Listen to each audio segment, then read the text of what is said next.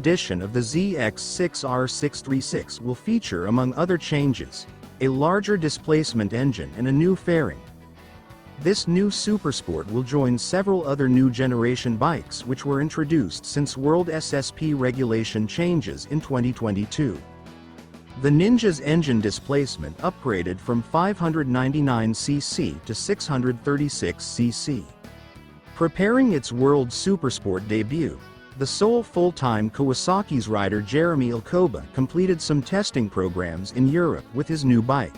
The ZX-6R receiving an updated aero, electronics, a new fairing, and an engine upgrade, going up in displacement from 599cc to 636cc while maintaining their same 4-cylinder system.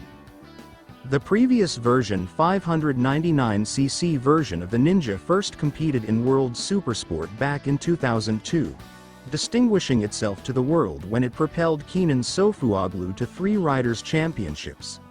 This newest iteration will show its legs in the World Supersport competition for the first time in Round 1 in Phillip Island. Talking about 2022 regulation changes, rule updates precipitated many of these new changes.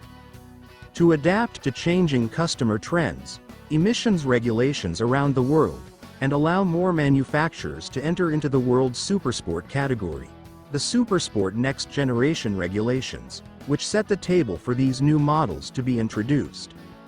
As countries around the world impose new restrictions on emissions, several of the bikes on the grid found themselves being ruled out of certain markets, and so in order to maintain customer representation in the championship, new regulations were introduced to World Supersport, including the Supersport Next Generation rules for 2022, opening up the grid to more bikes, such as the Panigale V2, Triumph Street Triple and MV Agusta F3 800RR.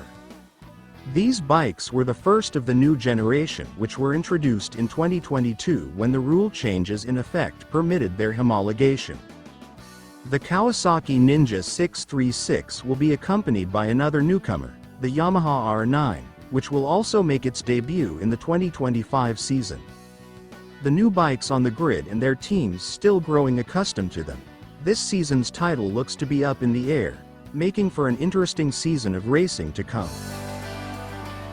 We are in the first stage of this project because of Jeremy's injury in Moto2 in November. Across Jerez and Portimao's testing, we only did about 150 laps, not enough to understand the new bike, but now we are starting to see the light at the end of the tunnel, said team manager Manuel Puchetti. We are starting to be more competitive, and I think the more kilometers he does on the bike the better we will understand the bike we are giving to him.